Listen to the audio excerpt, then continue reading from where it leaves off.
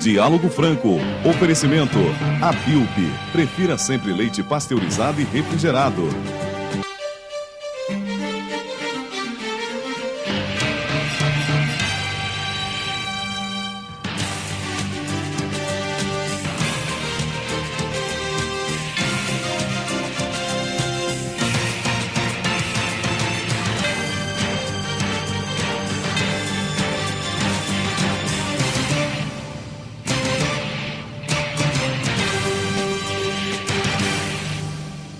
Olá, muito bom dia a todos e nesse domingo o Diálogo Franco tem a satisfação em receber aqui o jornalista Paulo de Tarso Venceslau. Bom dia, Paulo.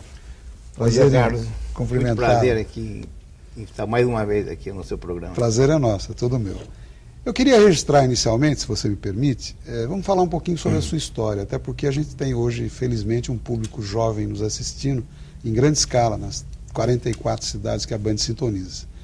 Você, para resumir, foi guerrilheiro. Na época da Revolução de 64, da chamada Revolução de 64, foi preso, foi torturado, correto?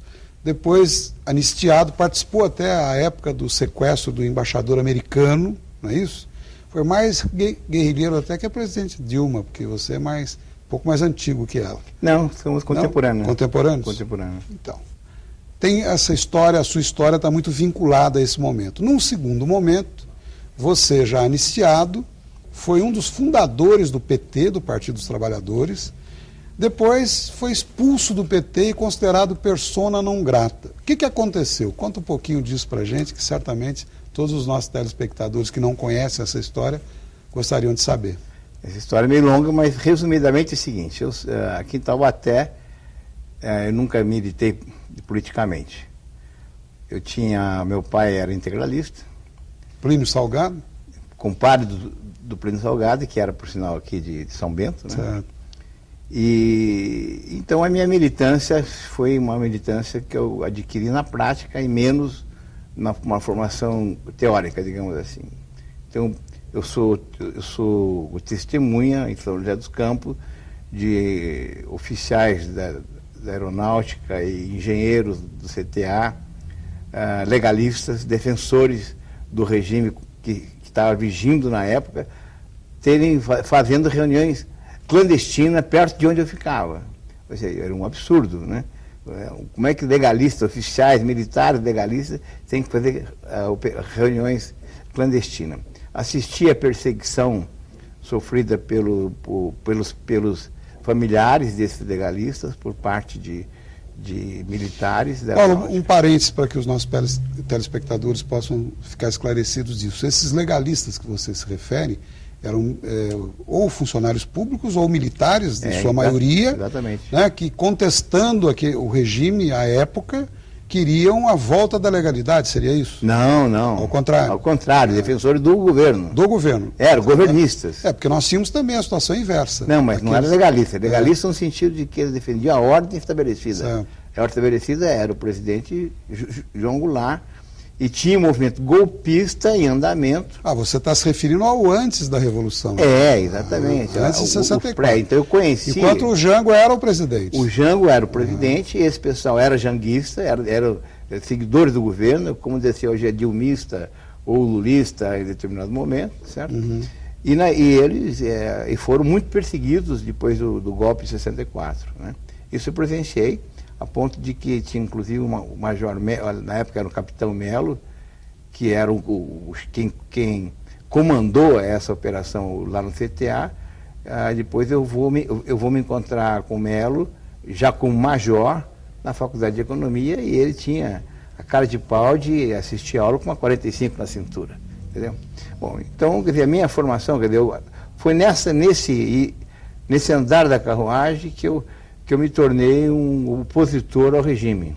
A ditadura vigente, então. Por favor, só um parênteses. Eu fiz de propósito a pergunta no sentido de legalista ou não, qual o papel que eles cumpriam, porque hoje grande parte da nossa juventude, quando ouve ou lê alguma coisa a respeito do período revolucionário, tem essa curiosidade de saber por que o jovem, que era você na época, foi para um lado e não para o outro. Então essa é a origem da história. Você se revoltou com aquele status quo, seria isso? Exatamente. Né? E isso foi um processo Inclusive, eu fui fazer economia em São Paulo, fui trabalhar na Sadia, e a Sadia, na Era época... um homem de esquerda, você. Eu me tornei um homem de esquerda. Uhum. Eu não era um homem de esquerda. Uhum. Até minha formação era de direito, meu pai era Seu pai é integralista. integralista. E eu me tornei um homem de esquerda, inclusive, ao ver, tipo assim, que oficiais, que há muitas coisas da Sadia Alimentação, Uhum. particularmente, eram resolvidas pela Quinta Delegacia.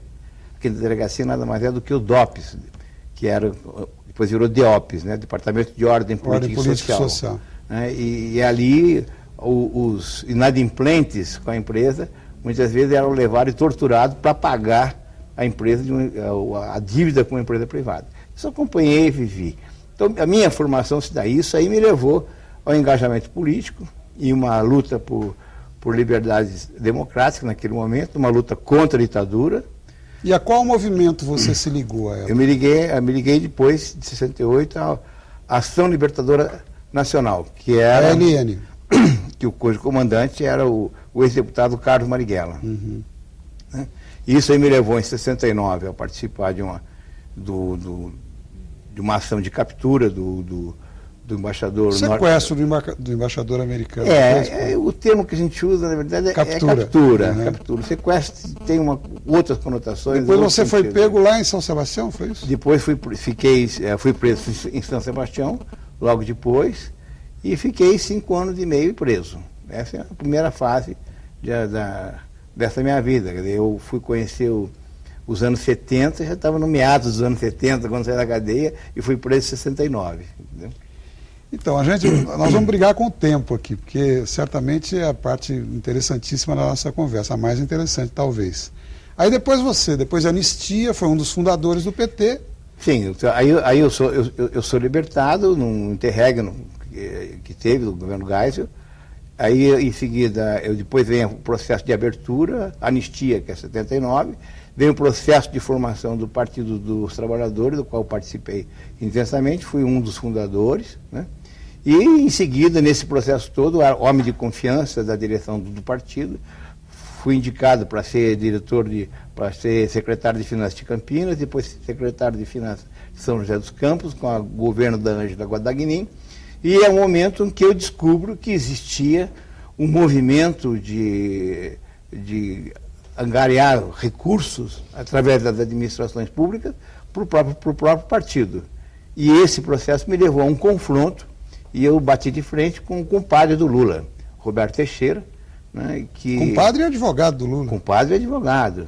Uhum. Que fez o milagre, inclusive, de vender o patrimônio da Sadia, ele transferiu o patrimônio, o ativo da Sadia para os Estados Unidos e conseguiu vender tudo por R$1. Né? Eu vou pedir um minutinho de licença e pedir, conceder também um minuto aos telespectadores para que possam tomar uma aguinha e voltando nós vamos reiniciar essa questão exatamente. Portanto, daqui a um minuto estamos de volta. Até já, fique conosco.